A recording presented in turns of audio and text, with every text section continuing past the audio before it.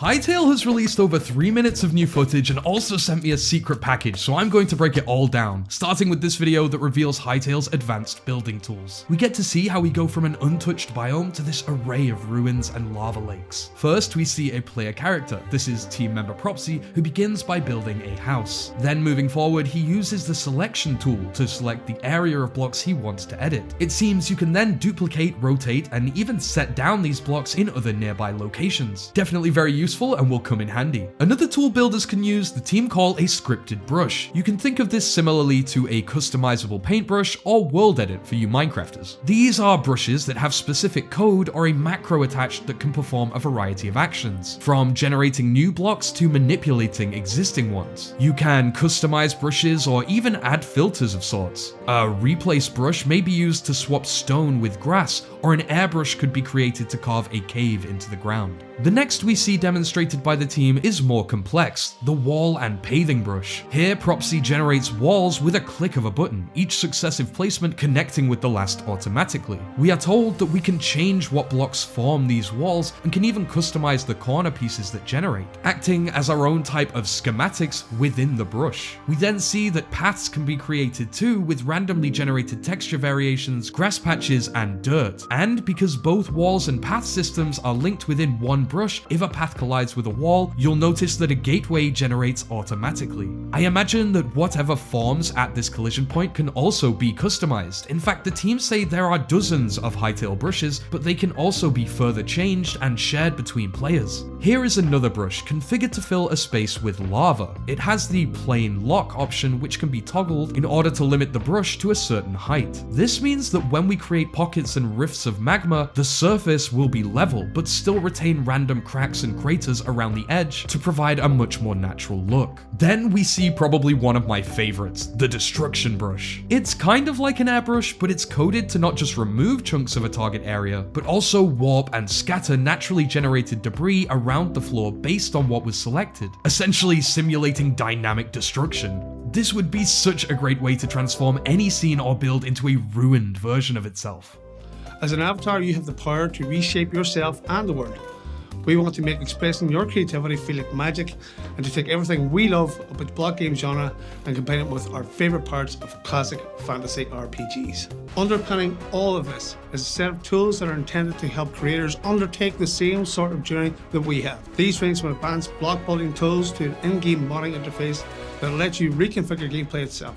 Now we come to see how the team have expanded their arsenal of particle effects, new tools that add much more detail, atmosphere, and personality to the world. We can see this with special weapon attacks, magic, and even the environment, all having detailed VFX that still keep to the lo-fi aesthetic of the game. Here we watch an array of those effects on offer, as well as a Photoshop style layout for manipulating them. It's really cool to see some of the results you can achieve here with a little bit of work. I imagine this system will come in so handy when it comes to modding and adventure maps. Following this, we see a setting that was revealed years ago, reimagined with the new particle effects on display. The difference in the vibe is very noticeable in my opinion, and not something that I think anyone's going to complain about. I mean, just speeding up this footage, you notice how the smoke of the green fires trail along, the looming, mysterious statue suggesting a possible place of cult worship. Perhaps this is an Outlander dungeon. By the way, just to remind you, I've still got that secret Hytale package to reveal and break down. Back to Hytale, the UI and user experience team are currently in the process of rebuilding the game's interface from the ground up, and we even get a glimpse of two results here. This image then shows us a custom-built cliffside village inhabited by players of all kinds. Down on the beach, we see characters relaxing on different styles of blankets, enjoying food and drink, plus a player sleeping on a bamboo sunbed. Above them, we see two more avatars strolling along, with this guy resting on a hammock hung over two palm trees. It's really cool to see the different ways that you can sleep in the game. Next, we see a raving crab by this player here, and behind this player is a Captain Jack Sparrow-inspired character running onto the beach from a sinking boat, in true Sparrow style and a callback to the classic movie scene. One thing you'll notice with this beach is that there are layers of wet sand and drier patches, resembling more of a shore of sorts. The layer where seaweed and rocks have built up give the impression that the tide comes in and out. We see two more avatars on buildings here and here, plus a lighthouse way over here in the distance. In this image of an evening lake, we see the really smooth water effects and reflections on offer within the game. There's been some astounding improvements on their part in terms of water since the first reveal trailer. There are a few ruins over here, plus a bull and a deer grazing along the bank. Then, in this image of a misty forest, we're shown how some biomes will introduce colder elements bit by bit as we travel from warmer areas. You can actually see how the team plans to bring each of these concept images to life here. The low-lying mist and drifting ice flows let you know what you're in for if you keep moving upstream. Now we see how this hot springs concept art was made possible in the game. The use of custom VFX for geysers helps to create the sense that there's hot water bubbling away just underneath the surface, even creating snow around it as it heats up the cold air. A really nice little detail. From hot spring to frost blizzard, a player rides a boar mount in this concept art, a tease perhaps at what's to come. But in the actual screenshot, we get to see how the extreme environment is translated, with these jagged ice peaks and a more fantastical terrain in general. These incredible frozen landscapes continue as we see a set of colossal waves that were clearly flash frozen at some point in the past, right at the moment they were about to crash down, the adventurer now bearing witness to this physical wonder.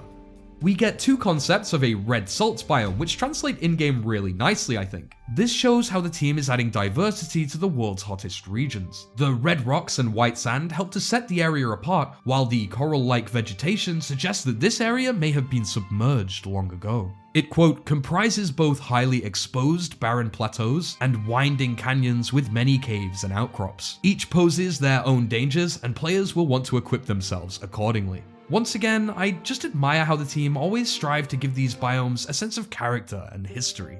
They also released the official version of the track Heroes of Orbis, which you're currently listening to.